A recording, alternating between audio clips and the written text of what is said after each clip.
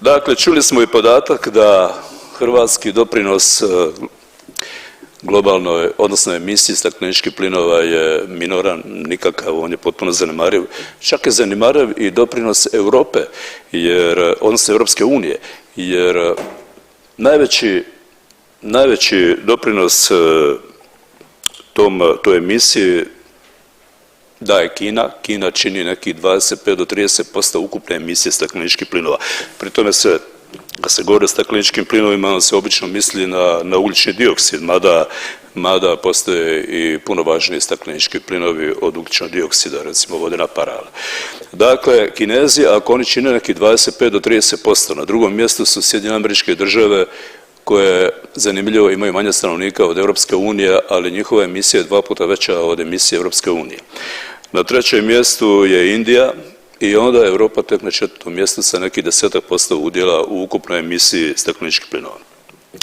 Zato se postavlja pitanje koji je smisao uopće svih ovih napora, jer ovdje se ne radi samo o naporima, ovdje se radi o enormnim troškovima koji onda opterećuju gospodarstvo i koji bitno utječu na konkurentnost europskog gospodarstva. Dakle, svi mi živimo na istom planetu, nije moguće podići zid oko Europske unije visok 100 km koji će nas onda zaštititi od atmosferskih promjena koje dolaze iz ostatka svijeta i koji je uopće smisao i koji je naš doprinos globalnim klimatskim promjenama ako svi ovi ostali koje sam nabrojao, koji čine većinu u tome smislu, ako oni ne poduzimaju ništa. Eto, Sjedinjene Američke Države su čak i izašle iz Pariškog sporazuma, Kinezi od početka ne čine ništa, oni danas troše enormne količine ugljena i vlastitoga i iz uvoza, najviše iz Australije, Indija također. I eto, jedino ćemo se mi Europljani truditi, upirati, pokušavati tu priču održati na životu. Čak i jedan Bill Gates koji do jučer bio jedan od jakih zagovornika borbe protiv klimatskih promjena, evo, ovih zadnjih dana čujemo da se on polako povlači iz te priče jer je pametnom čovjeku jasno da je to priča koja je potrošena i da od toga više nema nikakve koristi. Mi u Hrvatskoj ne možemo dakle napraviti nikakav bitan doprinos smanjenju emisije stakleničkih plinova na globalnoj razini, ali postoji nešto što možemo napraviti. A to što možemo jest čuvanje vlastite zemlje, vlastite prirode.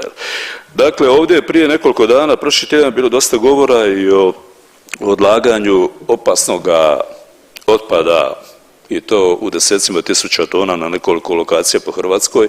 Evo, to je recimo jedan problem koji bi trebao biti u središtu pozornosti Ministarstva zaštite okoliša i to je problem koji se i može rješavati, koji se tiče naše zemlje, jer je svima nama u interesu da sačuvamo zdravu prirodu, zdravu vodu, zdrave šume i tu bi svako ulaganje bilo opravdano i debelo bi se isplatilo. Za razliku od ulaganja i trošenja novca u ovu priču o globalnoj, o promjenama, o klimatskim promjenama na globalnoj razini, u kojima niti čitava Europska unija, a kamoli mi mala Hrvatska, ne možemo napraviti baš ništa.